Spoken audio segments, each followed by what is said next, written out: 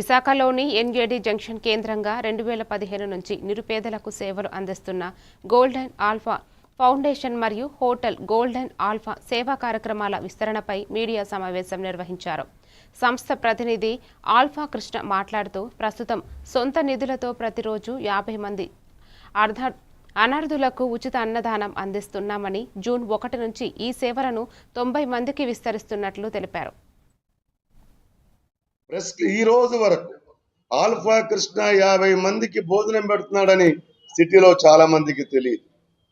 కానీ 10 పాకెట్లు ఇచ్చి పబ్లిసిటీ చేసుకునేవాడు కాదు ఆల్ఫా కృష్ణ.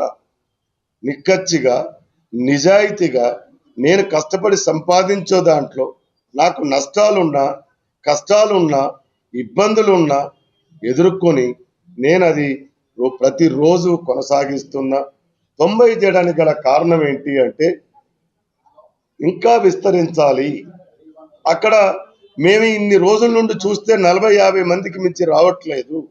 ఈ ప్రెస్ క్లబ్లో మీ ద్వారా సిటీలో తెలిస్తే మీ దగ్గర ఎవరైనా ఆకలి కోసం ఉన్నవాళ్ళు ఉంటే నువ్వు కావాలంటే ప్రతిరోజు అక్కడికి వెళ్ళు, నీకు రూపాయి లేకుండా భోజనం పెడతారు అని.